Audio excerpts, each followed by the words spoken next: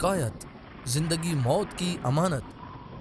زندگی موت کی امانت جو دھیرے دھیرے کبھی تو اچانک ہی موت کے منہ چلی جاتی. ہر جاندار کو موت کے دروازے گزرنا پڑے گا. موت کا وقت طے شدہ ہے مگر ہمیں اس کا علم نہیں کہ کب ہمارا موت سے سامنا ہوگا.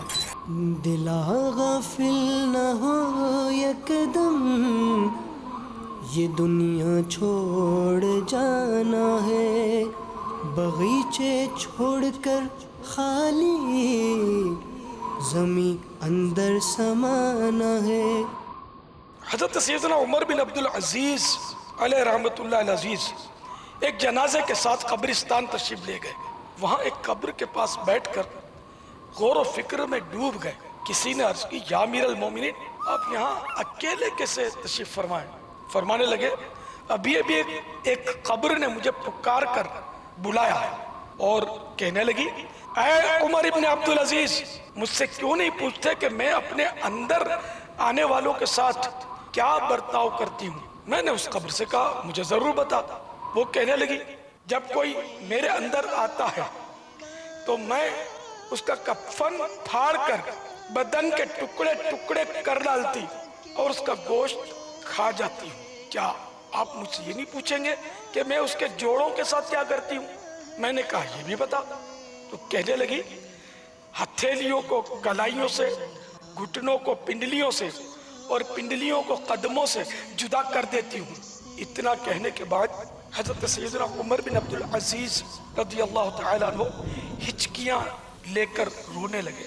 جب کچھ رونا تھما تو کچھ اس طرح عبرت کے مدنی پھول لٹانے لگے.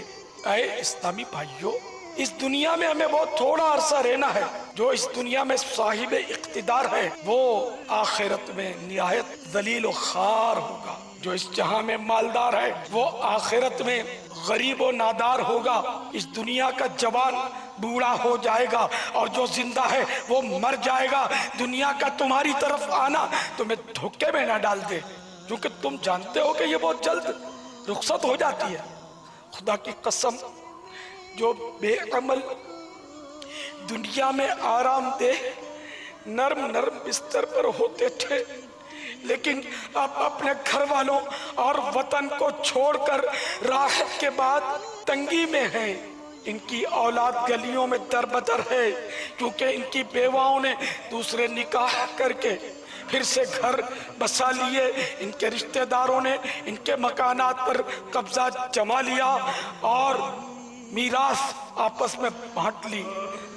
خدا کی قسم ان میں بعض خوش نصیب بھی ہیں جو کہ قبروں میں مزے لوٹ رہے ہیں، جبکہ بعض ایسے ہیں جو عذاب قبر میں گرفتار ہیں.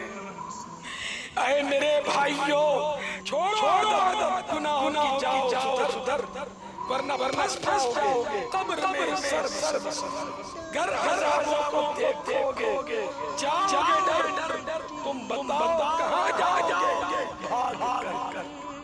اب